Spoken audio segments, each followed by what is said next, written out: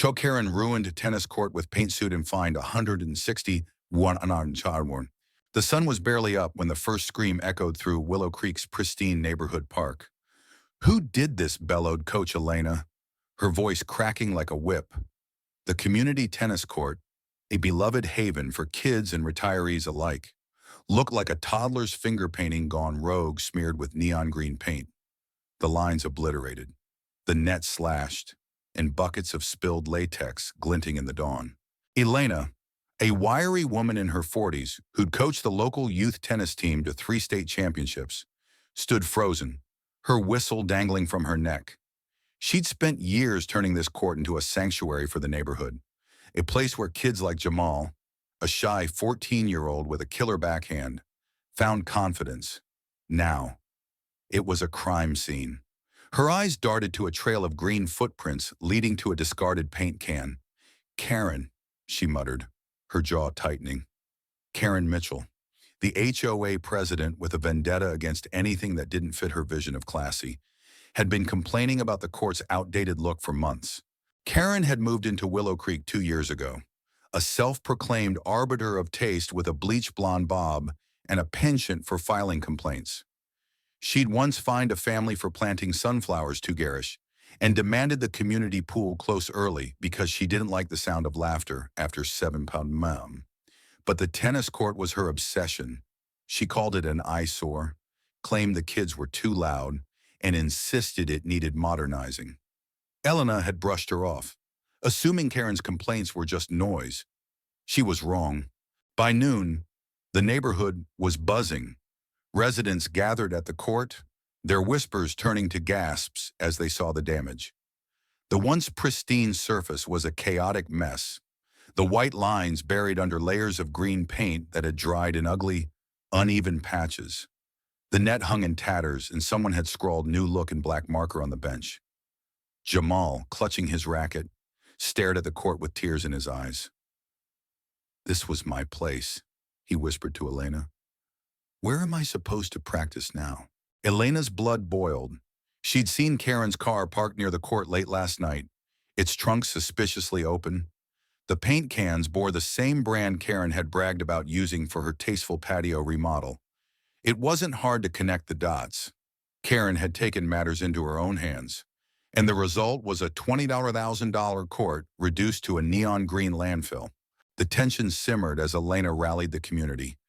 She called an emergency HOA meeting, her voice shaking as she presented photos of the destruction. "This wasn't an accident," she said, holding up a paint can with Karen's initials scratched into the handle. "This was deliberate." The room erupted. Parents, retirees, even the quiet guy who mowed everyone's lawns shouted their outrage.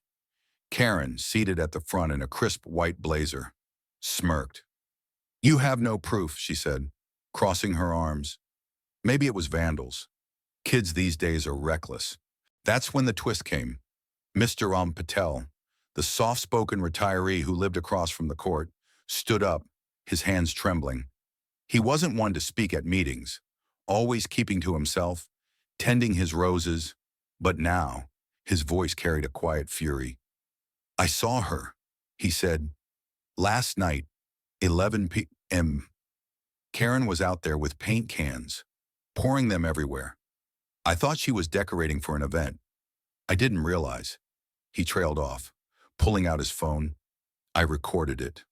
The room went silent as he played the grainy footage. Karen, in a tracksuit, gleefully splashing paint across the court, laughing as she slashed the net with scissors.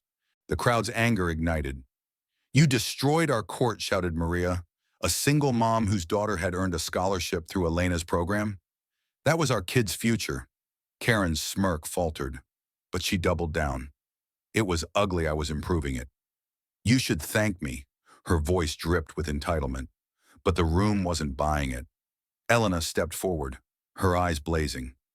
"You don't get to decide what this community needs. Karen, you've gone too far."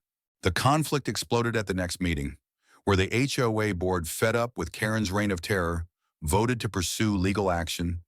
Elena, Maria, and Mr. Patel led the charge, hiring a lawyer who specialized in property damage. The evidence was damning. Mr. Patel's video, the paint cans with Karen's initials, and testimonies from neighbors who'd seen her lurking. Karen, defiant to the end, hired her own attorney, claiming she was beautifying the court and that the community was ungrateful. She even tried to pin the blame on Jamal, suggesting he'd helped her as a prank. The accusation backfired. Jamal's teammates rallied around him, their parents flooding the HOA with letters of support. The courtroom showdown was electric. Elena took the stand, her voice steady but thick with emotion as she described the court's role in the community. "This wasn't just a slab of concrete," she said. "It was where kids learned discipline, teamwork, dreams." Karen took that away. Mr. Patel's video played on a loop, Karen's laughter echoing through the room. The judge, a stern woman with no patience for nonsense, leaned forward. "Ms. Mitchell, do you understand the cost of your actions?" Karen, pale but unrepentant, muttered. It was just paint. The verdict hit like a thunderclap. Karen was found liable for $160,000, $20,000 for the court's restoration, $100,000 in punitive damages for her willful malice, and $40,000 for emotional distress to the community. Gasps filled the courtroom. Karen's jaw dropped, her attorney scrambling to object. But the judge wasn't done. "You've abused your position and caused irreparable harm," she said. "You're also banned from any HOA leadership role for life." The room erupted in cheers as Karen slumped in her seat, her empire crumbling. The aftermath was bittersweet. The community raised funds to restore the court, with local businesses pitching in. Jamal and his teammates helped repaint the lines, their laughter echoing as they worked. Elena stood back, watching, her heart full but heavy. The court would heal, but the scars of Karen's actions lingered. At the court's reopening, a new wooden sign stood proudly by the entrance. Its handwritten message, "Bold community over chaos." Below it, Elena added a small plaque. "Share your thoughts. What does justice mean to you?" Karen, meanwhile, faced her reckoning. Her house, once the neighborhood's showpiece, went up for sale. She couldn't afford the fines and legal fees. Neighbors watched as moving trucks rolled in, whispering about karma. Karen. Some felt pity, most felt relief. The court was theirs again, a symbol of resilience. But the question lingered. Painted on that wooden sign, was justice served, or was the cost too high? What do you think?